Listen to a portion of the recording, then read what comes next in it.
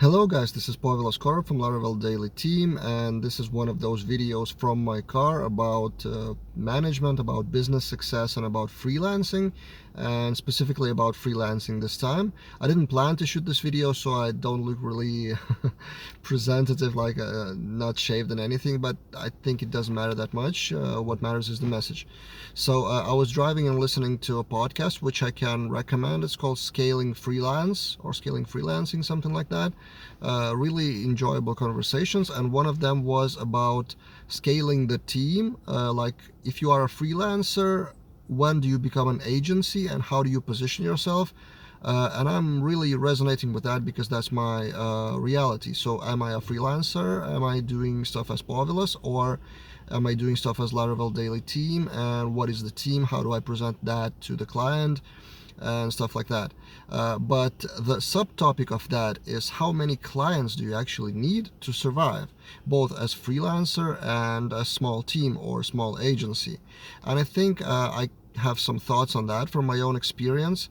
So when I started as freelance, like, let's call it, when I started full-time freelancing, I started, of course, from one client, which I took from like after hours, from I don't think I remember who it was, but anyway, it was like a small job after hours, after work.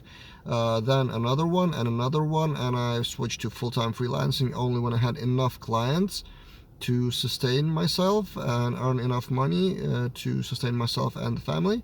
And then the message here is, I never had one client. So I see a lot of freelancers, they kind of, it's not even freelancing. I wouldn't call it freelancing. It's called contracting. So they go out from full-time job into freelancing. They think it is freelancing, but for one client. So contracting for like 3 months position or 1 month or whatever for one client. And to me, it sounds really risky. What happens if that client turns elsewhere to some other consultant? What happens if they run out of business, run out of money, pay late, come up with, I don't know, unscoped work, something happens. You don't have a plan B. So as a solo freelancer, I would advise you to have at least 2 clients. Actually, 2 is the best way. More than 2, you wouldn't be able to handle yourself alone.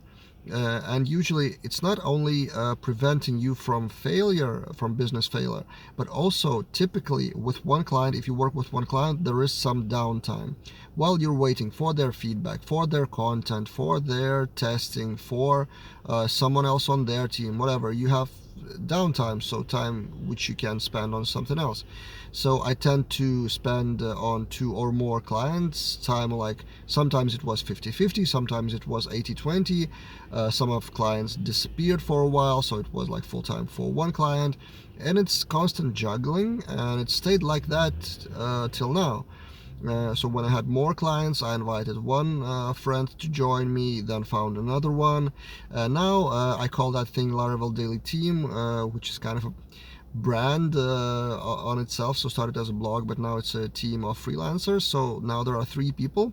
And question, how many clients do we have now? In the beginning of that scaling the team, I started pitching for work pretty much everywhere and really actively on Upwork, in my channels, on my social media, just constantly looking for more and more clients, with a thought that if we have more clients, then we will hire more people if we need, and we will grow the business.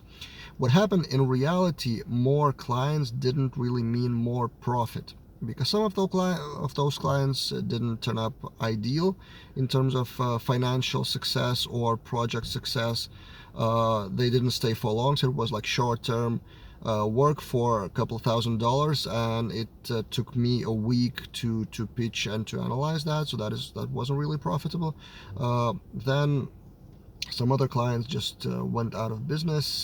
So a lot of things happened, and who stayed with us were really actually 2 clients, and currently we have 2 clients full-time, almost like full-time. Whether they had, it's kind of a retainer, it's called retainer. So you have a contract with a certain amount of work per month, and you are guaranteed that you will get those hours paid or scope of work paid. So we have 2 of those clients now. Also, we started our own product, Quick Admin Panel, And also we have like 4 or 5 clients who come back from time to time with another set of work, some bugs maybe, some new versions, but it's usually a small amount of work. So this is the kind of the status and the level of engagement. So 3 people. I'm coding 2 but less these days, so like 3.5 people on the team, and we have 2 projects and 4 or 5 coming back, and also quick admin panel.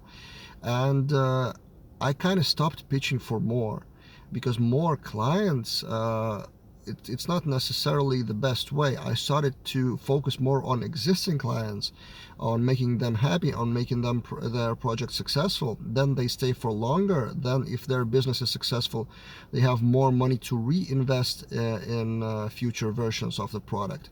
And that is kind of comfort zone, and it's a good balance. So no stress for pitching for new clients.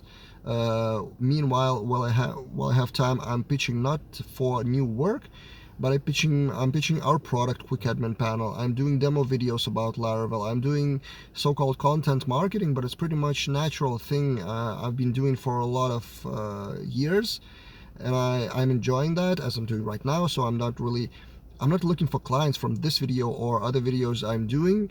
It's partially part of marketing, but it's not the thing that I'm thinking about right now. Right now, I want to help you. I have a message for you to focus on existing clients. Basically, that's the overall message of this video. Is before expanding to more clients, try to focus on existing ones and making them happy, and expand inside of those projects. Maybe they need more work, but because finding new clients, it takes time, it takes work. You will pitch and you will lose a lot of times. You will negotiate on money, so that's a difficult process. And existing clients that you have trust, you have a relationship, and it's much easier to expand inside of those projects if it's possible. But on the other hand, if you are a solo freelancer, I would advise you to have not 1 client but 2 clients at the same time, just to have less risk, and also help you to stay active when downtime comes. So these are my thoughts about how many clients do you need as a freelancer or as an agency. Do you agree or disagree? Shoot in the comments on YouTube video, and see you guys in other videos.